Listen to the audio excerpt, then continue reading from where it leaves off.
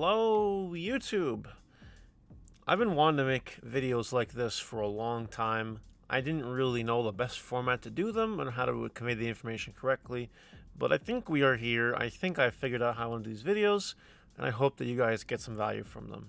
I essentially want to start a little mini series on my channel going over strategies to help you improve your competitive play or your play in general. The reason for this is because I get asked weekly, almost daily, hey Mario, you're good at Digimon, you top events, you have a lot of tops, you've won events, how do you do it? It's a very interesting question, and it's not something that can be answered, in a 2-minute answer, you know what I mean? There are strategies and things you need to learn in order to be good at what you do. This applies to things in everyday life, or in the case of watching this, card games. You know what I mean? And for the record, yes, I know I'm not the most qualified person to be making this video. I mean, there are people in the Digimon community, like a dozen or so more people, that have more tops and more wins than I do. And that's okay. I'm not big on the tops, but there are people that definitely have more wins than me, and more, impactful wins than I do, like Worlds, for instance, or Nationals, you know what I mean?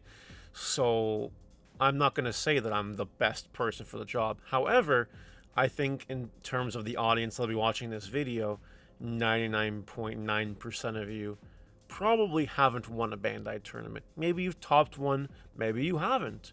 Maybe you're watching this video in an attempt to learn something new.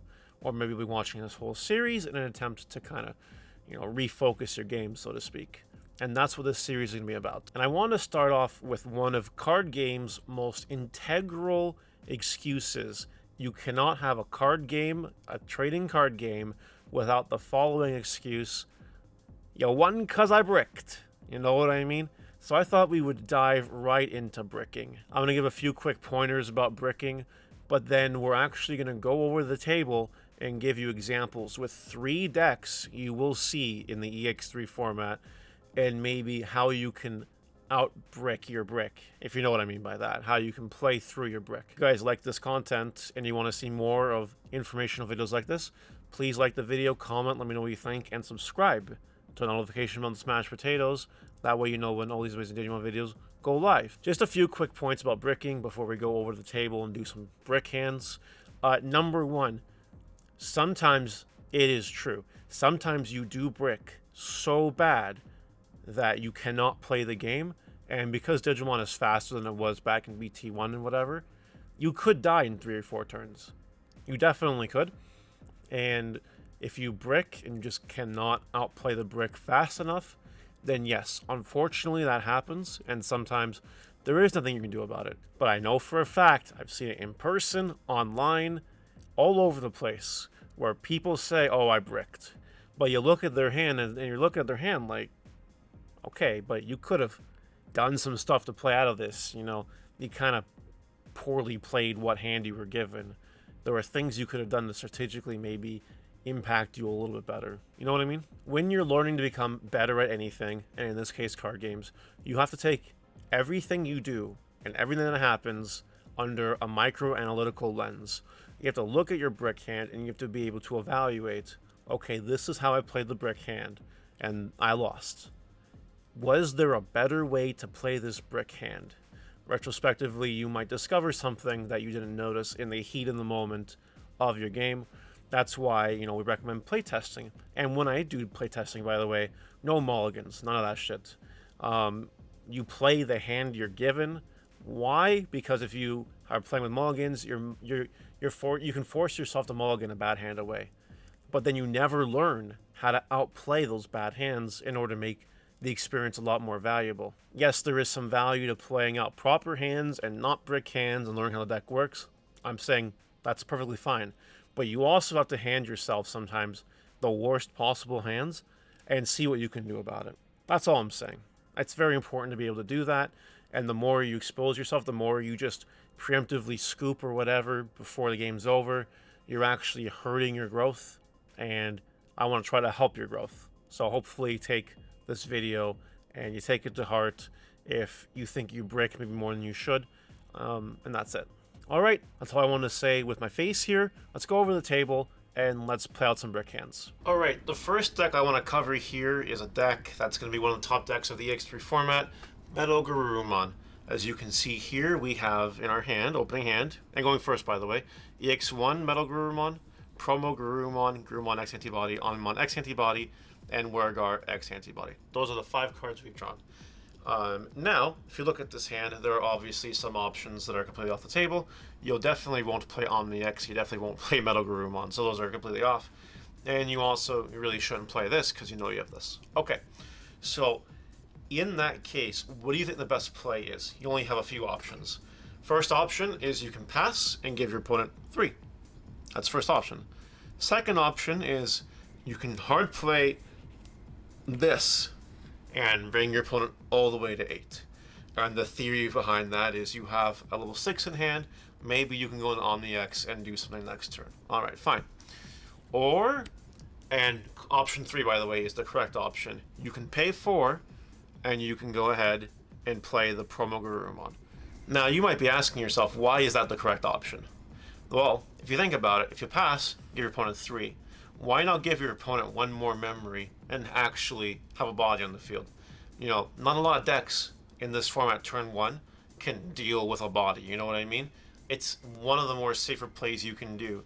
And going on the assumption that it does survive the turn, let's say they do something like they evolve in the back, they evolve for 2 in the back, and maybe they play Memory Tamer, and you're at 2. Alright, sure. Now you draw for your turn. Okay, just an Omnimon, nothing happening there. But what you can do now is you can evolve for free into Garu X, draw another card. Something you can consider doing, if you kind of have a gauge of what deck they're playing, you can swing and draw a card to see if it helps you on brick. And if you think that, you know, that won't really help you, if you think it'll die in security, then you can do the safe route and you can evolve into this, give your opponent the 3 memory, draw another card. And that's something that, you know, you can do. Because now if they can't answer this, then you can swing, you have battle protection, so you have the guaranteed battle protection next turn, and then you can evolve into this, unsuspend your Wergar X. So by doing this line of play, you know, it makes things a little better. Now, let's say hypothetically you didn't do any of that turn 1. Let's say you just did not do any of that, and you decided turn 1 you're going to pass. Okay, they're at 3. Now, what they might have done is evolved in the back, and they might have just played the Memory Tamer, put you to 1. Okay, so now you draw for turn, and you're thinking, well, they're going to get the memory anyway, might as well play the body, put them to 3. But now they actually have more of a chance to actually deal with this and kill it with the memory they have. And if they kill it, well then you're just kind of screwed, right? You see why the original play was so much better? Because you actually had a chance of surviving. You chose not to be risky by attacking to get the draw.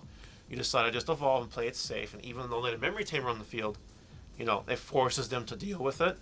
And if they can't deal with it, then next turn, the following turn, is going to be a little bit stronger. So that's one example with one deck. Let's move on to the next deck. Alright, the second deck we're going to talk about today is Bloomlord, a deck that some people might think is the best deck in the format. It's definitely up there. Definitely tier 1. You definitely got to know what you're doing with this deck. This is our opening hand. Something I've definitely seen before, actually. Bloomlordmon, Agitarmon, Red Vegiemon, Hydramon, and Mimi Tachikawa. So with this hand, I'd say that passing isn't really an option because you can just play the Red Veggie for 3, get the same amount of value that way. So you know you're not passing. You know that you're probably not playing your level 6s because you legally can't do that, and that's it. So let's go into our viable options here. You can either pass, which you know you're not doing. You can play the Red Veggie. You can play Mimi, or you could be a big baller and play the Agitarmon. Now, that's definitely wrong. You don't do that. And in my opinion, I would say playing the Red Veggie is wrong. I think the correct play is to actually just turn 1, go ahead, and play the Mimi. Now, you might be thinking, you know, why would you do that? You gave your opponent the extra memory. Well, as we talked about in the last example, giving your opponent the extra memory isn't that big of a deal. If you drop the Red Vegiemon turn 1, sure, it probably isn't going to die. But you may not have enough memory next turn to evolve into Agitarmon, you know what I mean? And be able to play. And the opponent might be able to combat that.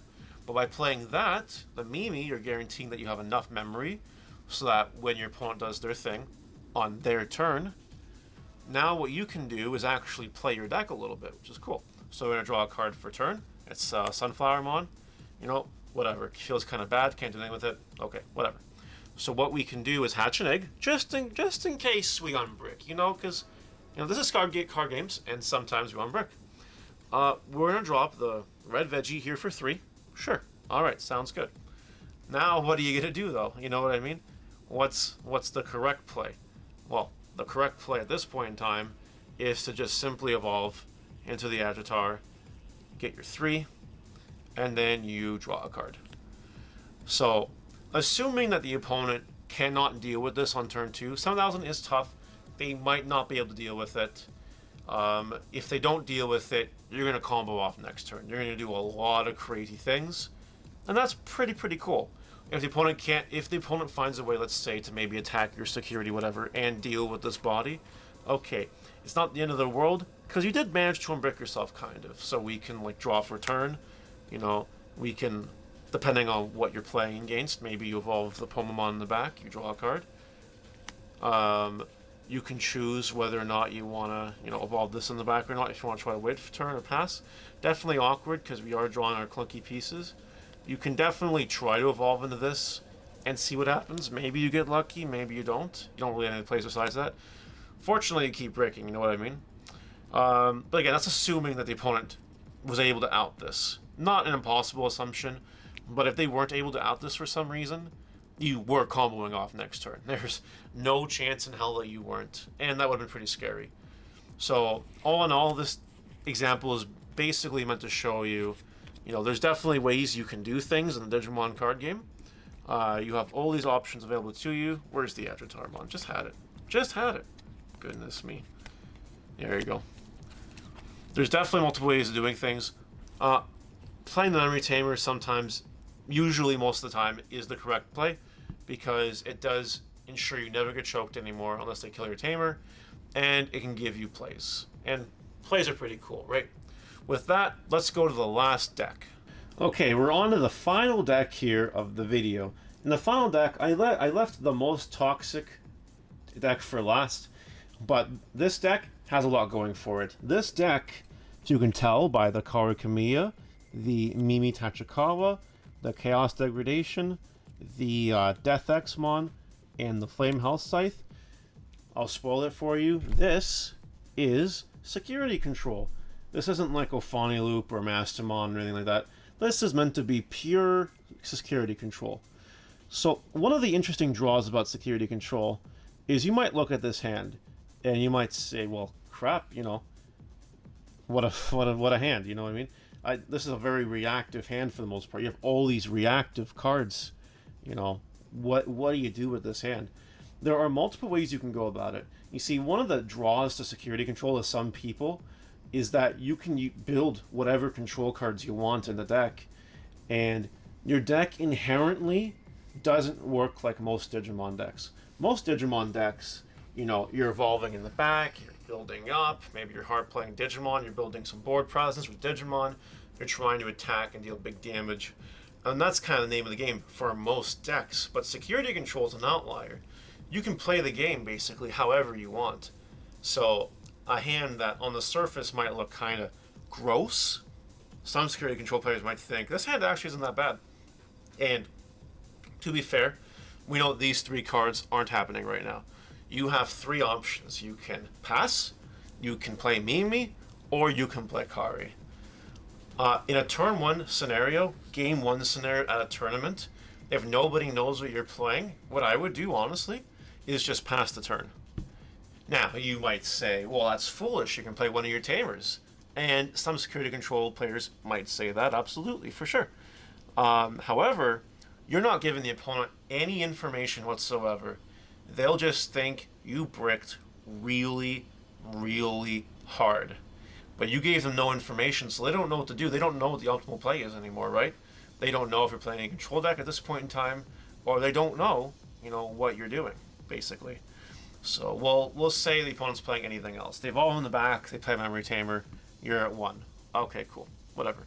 So now, We draw for turn. That's another Mimi. Whatever. Okay.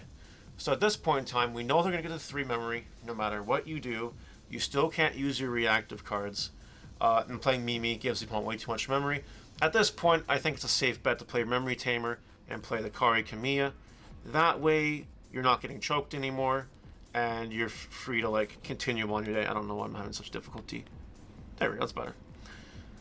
Cool. And now maybe the opponent, comes up at a raising, and maybe they can't do much else, so they, swing. Okay.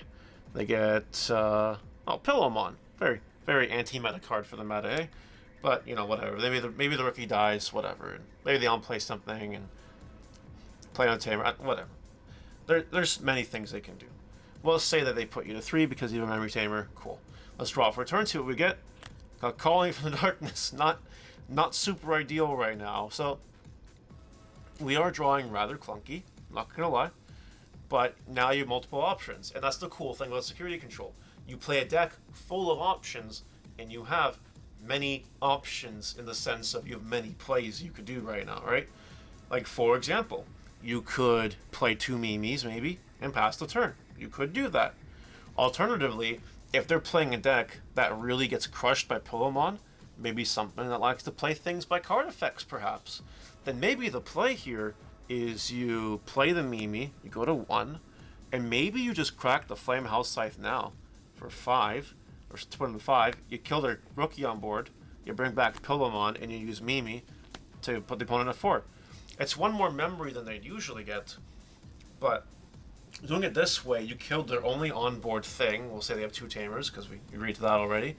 And now, if they're a deck that likes to play things by card effects, they have no choice but to formulate a way to get rid of this before they do anything else. So maybe they're just building the back now, whatever. Okay, we're at 3. We unsuspend, and we draw for turn, and we get Venusmon. It's really not working out, is it? But, maybe we just play another Mimi, we pass turn. Sure, okay, whatever. Let's say they can go a little bit further. They can pop this, start to build a board, maybe attack, whatever. Okay. Now we draw another card. We draw another card. Great. We're really... That's not a great hand, but maybe they're giving you now and out to play, I don't know, Death Xmon. Maybe now you can play Death X. You know what I mean? So that's my security control example. Security control is, while people hate the deck, it's a great deck to play if you are okay with making choices on the spot, depending on how your opponent plays. It's a very reactive deck at heart, and you can build your deck however you want. And if you can get past the notion that some hands look really gross, and sometimes they do end up being kind of gross, at the end of the day, if you hold your cards and save your cards to the right moment, you will succeed. Unless your opponent's playing something like War Grade X or Ancient Grade, they hard counter and you can call it a day. That's kind of annoying. But, yeah. That's all the decks I wanted to show off in this example. Hopefully you guys have a better understanding of what you can do to try to play out through bricks. The next time you're testing and have a brick hand, maybe ask yourself, okay, these are the cards in my hand. Let me look at every single option I have available, and let me try to deduce for myself what the best option is. And the options could change from time to time. Maybe you're playing into a certain deck where 1 brick hand you play one way, a different deck you play another way. Or maybe instead of going first all the time, you're going second. That could change what you play. You know what I mean? So it's all different things you need to keep in mind as you go about your day. Anyway, I hope this helped you. Hope this clarified some things. Let me know what you think in the comment section below. And if you want more videos like this, help you maybe increase your competitive game, or at least give you more to think about, let me know in the comments. See you guys later.